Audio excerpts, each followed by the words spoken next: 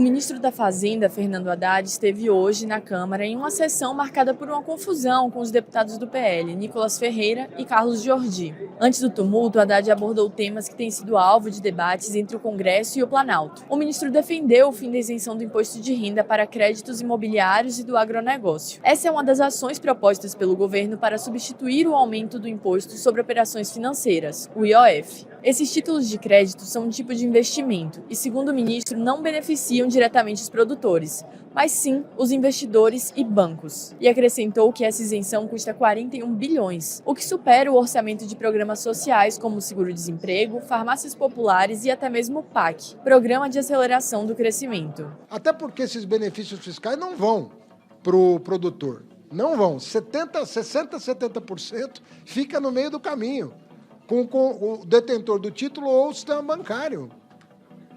Não fica com o produtor. Então a gente está vendo essas distorções e procurando corrigir. Aí você fala, não, isso é aumento de tributo. Não, é correção de distorção.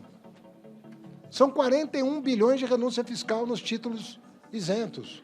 41 bilhões. É mais do que o seguro-desemprego inteiro. É 3 farmácias populares. Do que nós estamos falando? É o tamanho do PAC.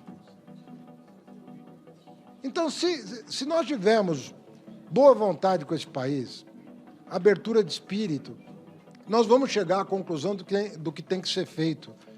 Às vezes as medidas são difíceis de serem tomadas, mas longe de nós a covardia, zero, não temos problema em discutir assunto nenhum.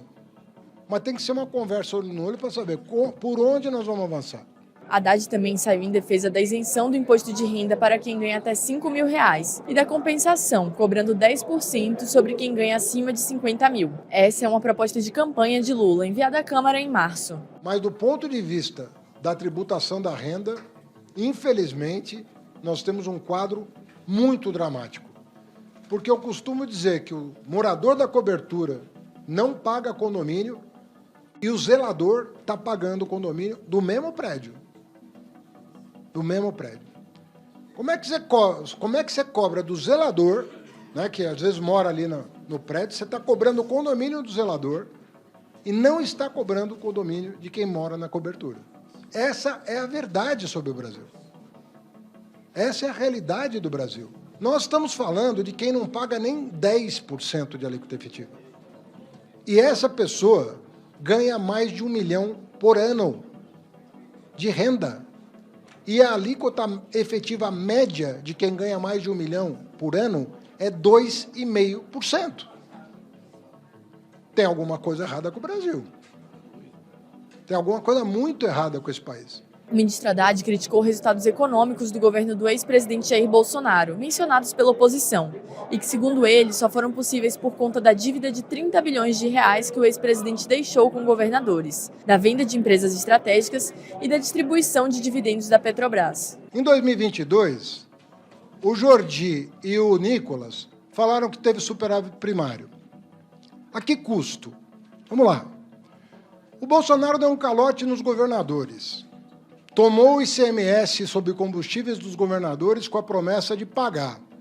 Quem pagou foi o governo Lula em março de 2023. 30 bilhões de reais. 30 bilhões de reais que o governo Lula, o presidente Lula, teve que pagar em março de 2023 para indenizar os governadores da barbeiragem do governo Bolsonaro no ano anterior, que para baixar o preço da gasolina artificialmente tomou esses 30 bi dos 27 governadores do país. Quem teve que pagar foi o governo Lula. Onde estava o seu Nicolas e o seu Jordi nesse dia? Não estavam aqui votando? Onde eles estavam? O superávit primário de 22 também se deveu ao calote de precatórios, que somado com o calote de 24, porque não estava no orçamento de 24, e nem no de 23, e nem no de 22, foram 92 bilhões a mais. O superávit de 22 também teve outras duas razões.